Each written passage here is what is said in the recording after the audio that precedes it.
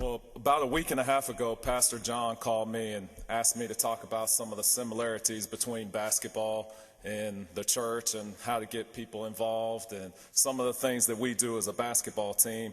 And so I really started thinking about it. In fact, on our trip down to San Marcos to play Texas State 2 days ago, I got out John Maxwell's 17 Indispensable Laws of Teamwork and started reading it. Got to chapter 14. I didn't quite make it all the way through. But I started to realize maybe that's one area that I've neglected somewhat during this season, is really emphasizing the positive qualities of teamwork. Sometimes we get caught up in other aspects of basketball. So I think that's Magic Johnson. In fact, that was our quote of the day, and I told the guys wrong before our shoot-around. I quoted it wrong because I didn't have it in front of me. But Magic Johnson said, "Ask not what your teammates can do for you, ask what you can do for your teammates." And I think that kind of sums up what teamwork is all about. And luckily, yesterday, our guys were outstanding with their teamwork. It especially shows up on the defensive end of the floor, and we won. Pastor John says he loves Sundays like this. I love Sundays like this for a different reason. Because for the last couple Sundays, I've had to come and thank God for the lessons that we've learned and try and find the meaning behind it. And these guys were unbelievable yesterday in the game. And defense has been our struggle. Teams have been scoring 78 points. We can score with the best of them. I mean, we've scored on Texas, Kentucky, Oklahoma, you name it. We can score on them without any problem. But defense has been our holdup. And our guys last night, 40% field goal percentage defense is our goal. We very, very seldom reach that goal. Maybe 3 games, 2 of them were non-Division I games, and last night we held them to 32% and we held them to 48 points. And obviously we were able to win on the road, and it's because these guys showed great teamwork.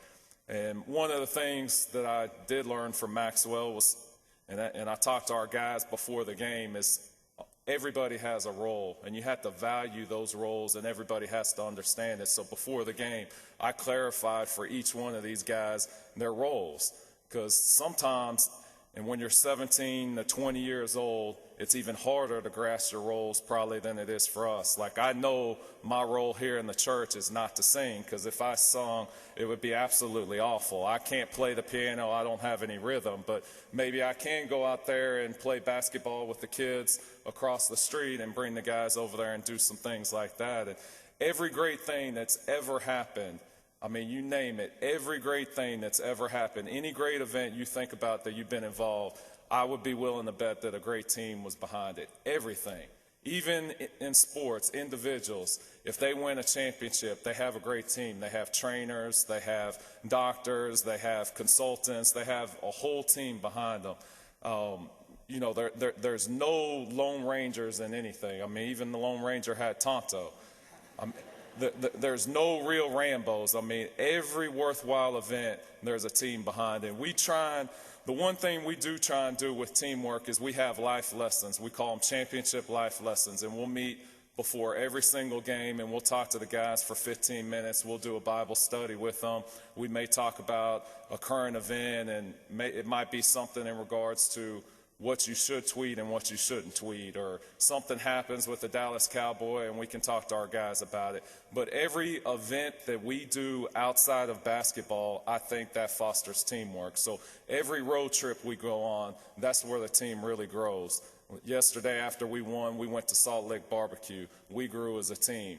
The best team that I've ever been a part of was 2 years ago. We won 24 games. We went 24-9, and we won 16 games in a row. That team had they were able to go on a foreign tour, and we were able to spend a week together in Vancouver, Canada. And I think that really helped that team grow more than anything else that we did. I thought it was because that team was so close, and those bonds were built because we were able to go spend those extra 10 days together. Unfortunately, you can only do that once every 4 years. So in 2 more years, we'll be able to do it. But these guys really grew up this past week. They made a lot of strides. They're working really hard. One of the things that we do in training to try and foster teamwork, we did at the beginning of the season, it's our defensive boot camp. And it's really, really tough and intense. We go twice a day. We'll usually go like 6 in the morning, and then we'll go 3 in the afternoon, and it might be 40 minutes of conditioning drills. So they'll go 30 seconds of run, run, jump, jump, run, run, dive on the floor, followed by 30 seconds of rest. And they may do that 30 minutes. And then if they mess up, if one person messes up, we'll pull them to the side and they'll do UTA jumps, which are squat thrusts, where you squat down and they go U, pop out T, squat back A, and then they jump up in the air and go 1. And so we have them do that. So it gets really frustrating for them. And it forces everybody to step up, because if one person doesn't do it, we all fail. If you have one weak link, the whole team fails. And then one of the things we added this year that I think was one of the best things that we did to encourage teamwork is we had this thing right here. Do any of y'all know what this is? It's not a basketball. This is a grenade right here. So in boot camp, this is a no-bounce basketball right here. So it doesn't bounce. So in boot camp, the guys, we're running them. They're about to pass out. They're extremely tired. Now we're going to find out who the real teammates are, who are the people that are going to step up. So I'll pull the pin out and I'll throw the ball in the air right there. And they have 3 seconds, 1,001, 1,002, 1,003.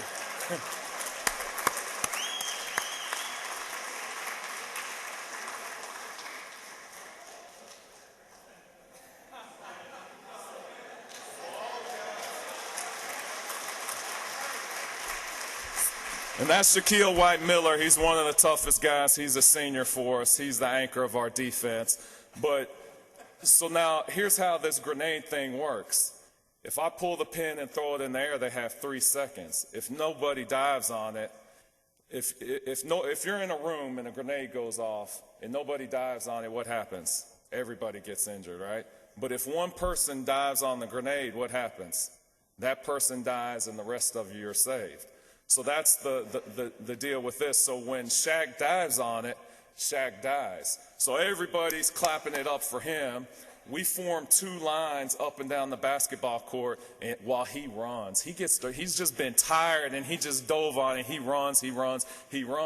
But if he doesn't dive on it, guess what happens? Everybody runs. So we'll do that throughout the practice as well.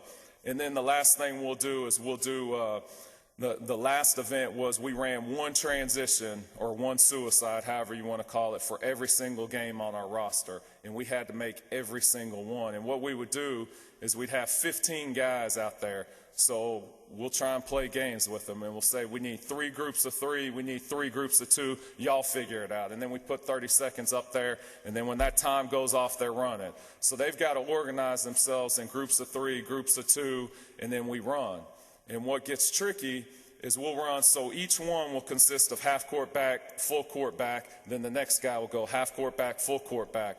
Well, the group of 2, what happens? One person has to go extra. So now that person has to work even harder, but if that group doesn't make it, it doesn't count. And so we have to do it again, and we have to run 40 of these. So now, after they're done, we give them the same amount of time. So if it took 59 seconds to run it, we give them 59 seconds to rest. And then then they have to reorganize it, and somebody else has to step up. And so that's what we're trying to encourage with the guys. And I would assume that's what Pastor John is trying to encourage you guys as well, to get involved, because everybody has to step up. I can't sing, I can't play the piano, I can help with basketball and bring my guys out, and I'm willing to do that and hopefully get involved in some more of the ministries as well. But I want to encourage y'all to do that as well. And Pastor John will give this quote to you. Ask not what Shepherd of Life can do for you, ask what you can do for Shepherd of Life. Thank you.